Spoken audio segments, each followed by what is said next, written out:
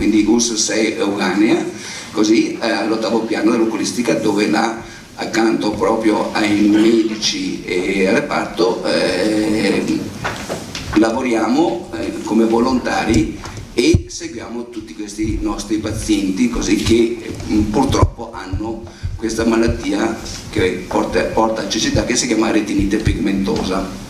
Noi facciamo anche delle interviste, ne abbiamo fatta una ultimamente con il professor, che è consulente nostro dell'Università di Ferrara, il professor Francesco Parmeggiani, che è qua al tavolo con noi, poi il dottor Marzio Chizzolini, che è presidente che è primario della divisione oculistica di Campo San Piero, e quindi cerchiamo di dare lustro, diciamo, a quello che andiamo a fare come volontari e quant'altro, così insomma.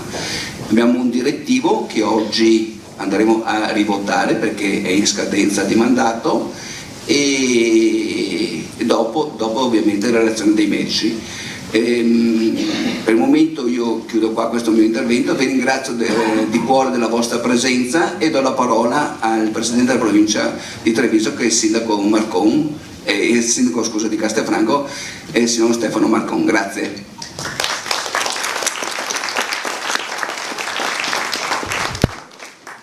Grazie Antonio.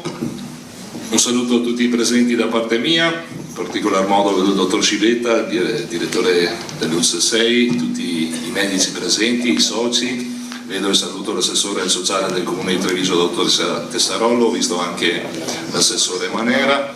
Insomma, un saluto ma veramente partecipato a tutti voi. E perché?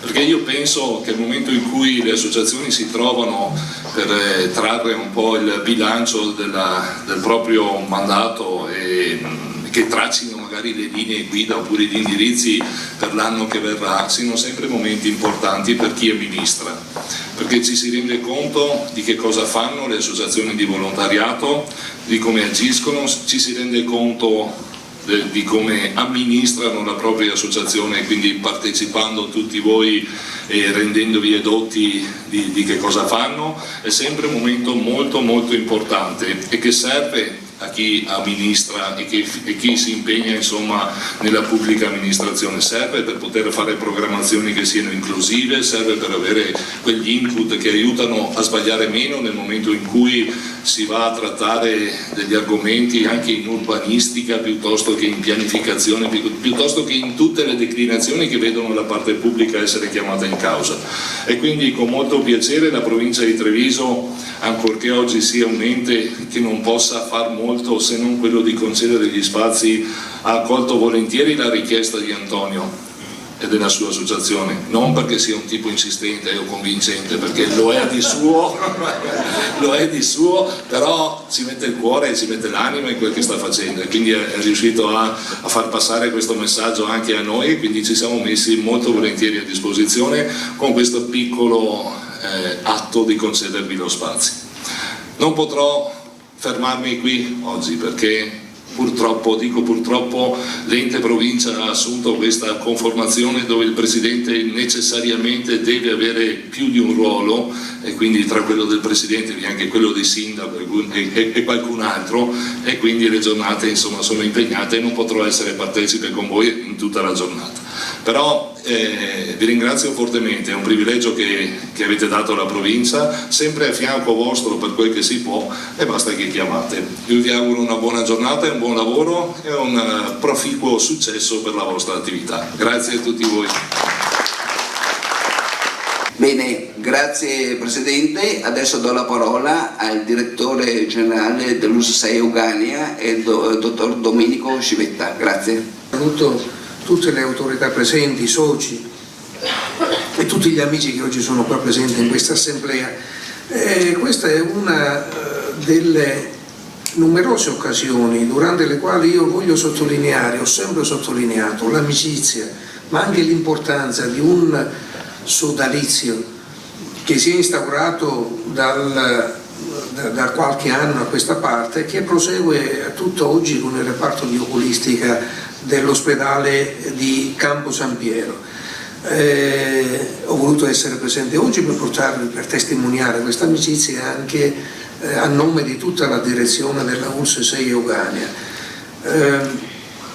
Io devo dire che sono orgoglioso di essere direttore della ULSS Euganea, soprattutto quando all'interno della ULSS Euganea, che io pro tempore dirigo, ho delle grandissime eccellenze, dei centri di riferimento non solo regionali, non solo nazionali, ma internazionali, come il Centro per la retinite pigmentosa, che nel corso di questi anni ha dimostrato non solo di crescere in maniera vertiginosa come importanza, ma come riconoscibilità.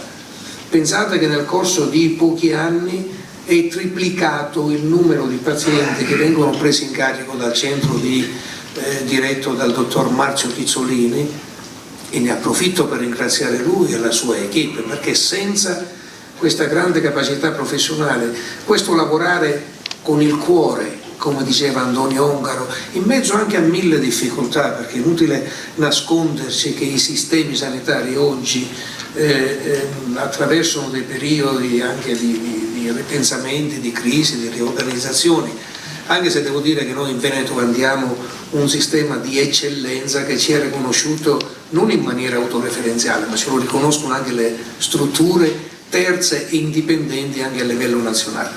In questo sistema Veneto, che è un sistema di eccellenza, all'interno abbiamo centri di eccellenza di riferimento quale quello del dottor Pizzolini. Io non voglio annoiarvi con numeri, dati della loro attività, dei loro successi, di come riescono a fare attrazione al di fuori della nostra provincia del Veneto. Il 20%, pensate, dell'attività di Marzio Pizzolini e della sua equipe viene da fuori della nostra provincia e regione. Quindi vuol dire che questo è il grande riconoscimento di una competenza professionale. Il centro del Campo San Piero fa parte di una rete anche europea, parliamo di malattie, della rete europea delle malattie rare. Per quanto riguarda l'oculistica ricorderò soltanto quella che fu l'esperienza portata avanti da quel centro per quanto riguarda il cosiddetto occhio bionico, no? Lo ricorderete tutti quanti, è stato l'unico centro in Italia a sperimentare questo tipo di innovazione tecnologica. Quindi devo dire che le prospettive di sviluppo sono ancora, ne stiamo discutendo, ne discutevamo anche prima, su come grazie a un lavoro di squadra, perché questo è fondamentale, un lavoro di squadra che noi abbiamo portato avanti con l'associazione di pazienti retina Veneto Onlus e tramite dell'associazione anche con altre realtà associative di supporto, come ad esempio l'associazione dei gelatieri artigianali italiani in Germania, con cui si sta collaborando per ulteriori importanti iniziative di sviluppo del centro.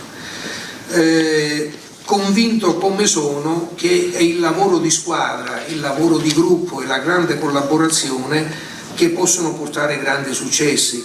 Concluderò al riguardo con una breve citazione di Darwin che diceva: nella lunga storia del genere umano hanno prevalso coloro che hanno imparato a collaborare con efficacia.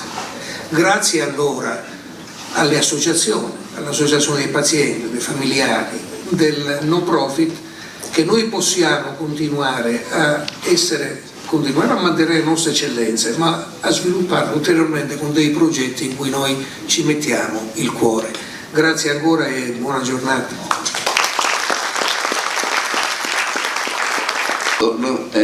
Diego Ponzin. Devo forse dire qualcosa per giustificare la mia presenza qua, la presenza di uno che da 30 anni si occupa di trapianti di cornea, quindi che potrebbe sembrare una materia un po' lontana da quella che prevale qua oggi. Diciamo lontana, la cornea fisicamente è abbastanza vicina alla retina, insomma diciamo circa 3 centimetri. Entrambe le strutture devono collaborare per vedere, e poiché molto presto anche nel nostro percorso così di vita istituzionale siamo atterrati sui problemi della retina, perché seguiamo anche pazienti e lavoriamo con professionisti eccellenti come quelli che sono seduti qua a questo tavolo e che in questo settore sono molto più autorevoli di me. Mi riferisco a Stefano Piermarocchi, mi riferisco a Marzio Chizzolini, mi riferisco a Francesco Parmeggiani. Dicevo, abbiamo dovuto prendere atto anche di problemi, diciamo, che riguardano la parte più profonda dell'occhio, una parte su cui abbiamo cominciato a muovere i primi passi qualche anno fa e su cui adesso abbiamo messo a fuoco degli sforzi di ricerca.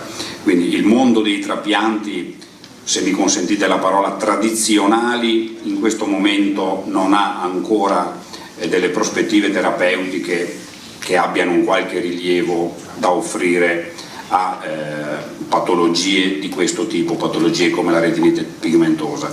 Però ci sono delle evidenze che riguardano la terapia genica e la terapia cellulare, quindi la possibilità di lavorare con il genoma delle cellule e la possibilità di imparare a convincere queste cellule a riprendere a funzionare o forse a farle ridiventare tante e ad andare nel posto giusto a lavorare. Ecco, in questi due filoni stiamo anche noi consolidando degli sforzi di ricerca. Concluderei sottolineando la riflessione che ha fatto il dottor Scibetta prima, e cioè quella del lavoro di squadra. Penso che associazioni come la vostra abbiano un ruolo importantissimo nel cercare di consolidare un bisogno, consolidare, esprimerlo e comunicarlo il più possibile in modo costante, omogeneo e vorrei anche dire comprensibile. Questo perché gli amministratori possano recepire il messaggio, mettere insieme le professionalità come quelle che vedete rappresentate a questo tavolo e che ho citato prima, e fare in modo che i risultati non siano solo, come spesso succede, legati a sforzi di buona volontà o a singole professionalità, ma diventino il costante lavoro di una rete strutturata, quindi che non deve lavorare solo per la buona volontà di pochi, come quelli che per esempio in questo tavolo si sforzano in modo molto addizionale agli sforzi, diciamo, medi che attuiamo tutti nella nostra vita professionale, ma dobbiamo creare delle strutture che rispondano ai vostri bisogni in modo permanente. E credo che questo derivi da un dialogo costruttivo fra associazioni come la vostra, gli amministratori che sono qua ad ascoltarci e i professionisti, chiamiamoli di buona volontà e di eccellente professionalità come quelli che sono seduti a questo tavolo. Ecco, vi auguro di consolidare questo tipo di relazione e naturalmente vi auguro anche una buona giornata. Adesso do la parola alla signora Tessarolo per il sindaco Mario Conte. Vi porto il benvenuto della città, siamo felici che abbiate scelto Treviso e la sede della provincia per questo incontro. Io ho sentito parlare di rete, una cosa in cui come amministrazione crediamo molto, e se devo dire come assessore alle politiche sociali credo ancora di più, perché vedo che tanto di quello che viene fatto oggi in questo settore è proprio grazie alle reti che si mettono insieme. Le associazioni di volontariato per noi sono un braccio operativo sul territorio fondamentale, credo non serva ricordarlo e credo non serva neanche ricordare che spesso proprio è lo sforzo delle famiglie che si trovano a vivere una qualche forma di disagio, di difficoltà, a mettere in moto poi quel circolo virtuoso che riesce anche a includere le amministrazioni che si discuteva poc'anzi tra di noi qui mentre prima che iniziassero i lavori, un tempo lavoravano, diciamo così, con più facilità. Oggi le amministrazioni sono un po' vincolate da un lato da una grande burocrazia che tutti conosciamo, dall'altro da una scarsità di risorse, per cui la rete per noi diventa ancora più importante perché riusciamo ad essere più puntuali negli interventi, evitando di sprecare risorse preziose ed energie che oggi